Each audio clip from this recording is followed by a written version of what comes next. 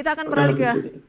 rekomendasi saham pilihan yang sudah kami rangkum dalam data grafis berikut ini pemirsa dari William Suryawijaya CEO dari Yugen Sekuritas. Yang pertama direkomendasikan adalah emiten dari sektor properti. Ada Pakuwon di sana direkomendasikan baik. Kemudian ada Tebik atau TBIG pemirsa ya, BBRI dan juga ada Astra, semua kompak direkomendasikan baik. Apa alasan Anda merekomendasikan 4 saham ini, Pak William? Memiliki karakter yang berbeda-beda kah atau ada karakter yang sama yang membuat Anda memasukkannya dalam 4 saham pilihan? Pertama, kalau kita melihat Pakuan lebih jangka menengah ke panjang ya untuk properti, karena kita tahu Pakuan juga salah satu emiten properti yang memiliki recurring income yang cukup besar. Dan saat ini mobilitas masyarakat juga sudah mulai kembali normal. Di saat itu kembali tentunya pasti akan cukup memberikan dampak yang cukup positif terhadap kinerja Pakuan sendiri. Terus kita lihat juga Pakuan memang sejatinya sudah mengalami penguatan dalam beberapa hari terakhir sejak 26 Juli hingga sekarang mungkin sudah cukup lumayan penguatannya relatively. Kalau kita mau melihat support terdekat Pakuan ada di angka sekitar 416 yang dengan potensial upside masih memungkinkan ke angka sekitar 460-an. Jadi saya rasa itu yang terlihat. Kalau 460 ini berhasil tercapai, maka ada target lanjutan di posisi berapa, Pak? 520 untuk Pakuan. 520 untuk Pakuan. Oke. Potensial upside yang masih terlihat di Pakuan, seperti itu. Nah, di pembukaan pagi ini kan naik Pak, hampir 1% di 430. Apakah kita langsung bisa melakukan pembelian saja di current price?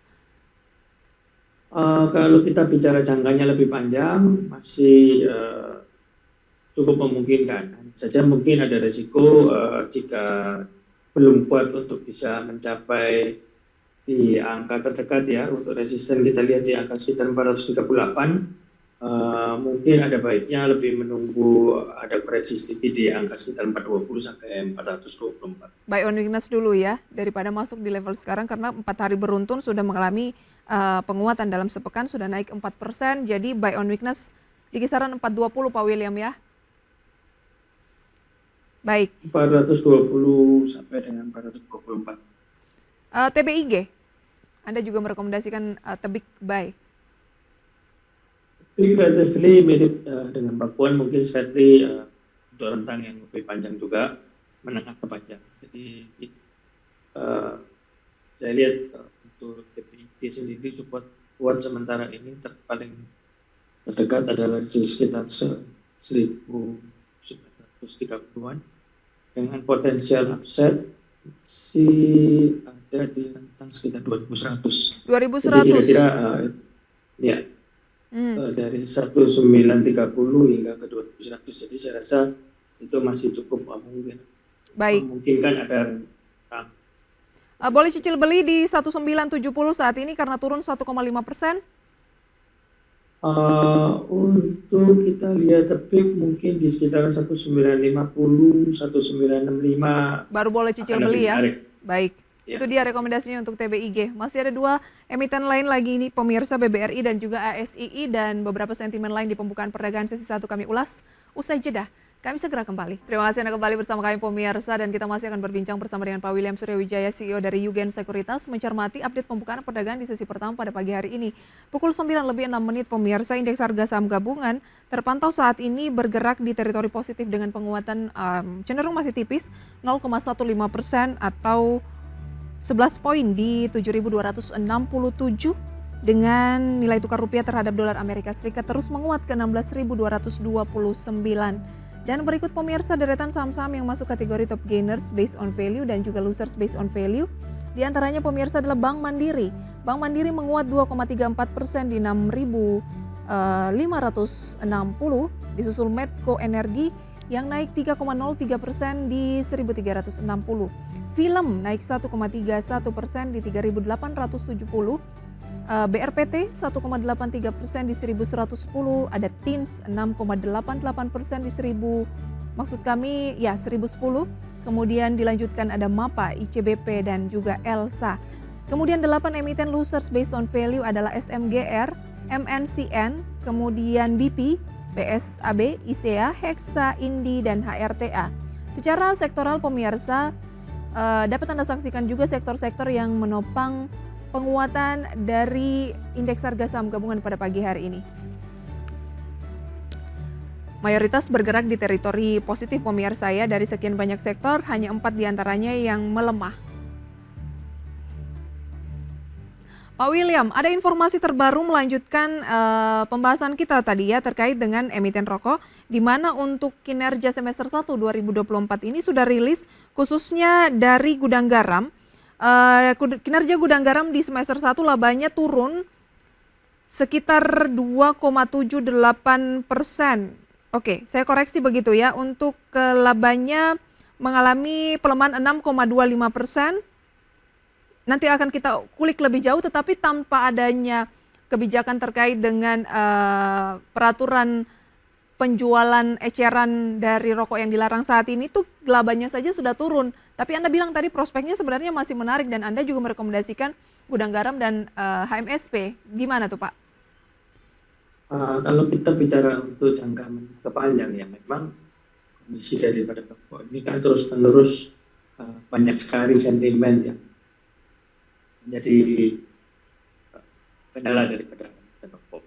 Karena kita tahu dari beberapa tahun lalu emiten rokok sudah dilarang untuk iklan di arena-arena olahraga, di mana kan itu cenderung sepertinya cukup mengurangi daripada pergerakan untuk kinerja daripada emiten rokok ini. Dan saat ini memang kecenderungan untuk turun seperti gudang garam mungkin gudang garam tidak seagresif Sampurna, di mana Sampurna itu sudah mulai masuk ke rokok-rokok elektrik, di mana orang sudah mulai terbiasa. Ada diversifikasi berarti ya? Elektrik. Harus ada diversifikasi untuk bisnis begitu ya Pak ya? Ya, lebih ke inovasi, diversifikasi, di mana supaya itu juga akan cukup membantu kinerja dari emiten. Labanya ini anjlok Pak, 71,8% semester 1 2024. Signifikan bukan 71,8% ini? Anda ingin merubah pandangan mengenai prospek dari gudang garam?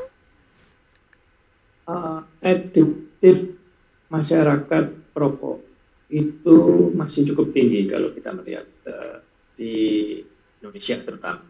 Jadi potensi untuk bisa mengembalikan kinerja, apalagi kita tahu bahwa tidak menutup kemungkinan gudang garam akan melakukan inovasi yang lain, itu tentu akan cukup memberikan kontribusi positif terhadap emiten.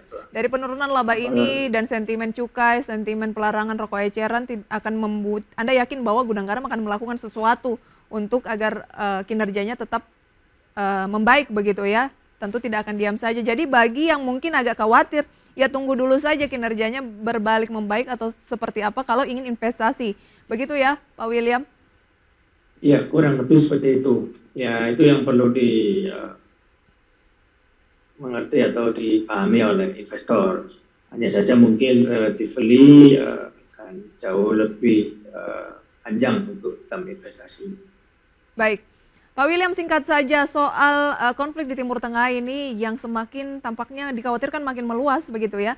Ada tanggapan tidak mungkin untuk harga komoditas atau lain sebagainya yang mungkin akan mengkhawatirkan dari investor dan akan cenderung kayak tunggu dulu deh, kayaknya makin panas nih, apalagi setelah pemimpin Hamas ini tewas terbunuh.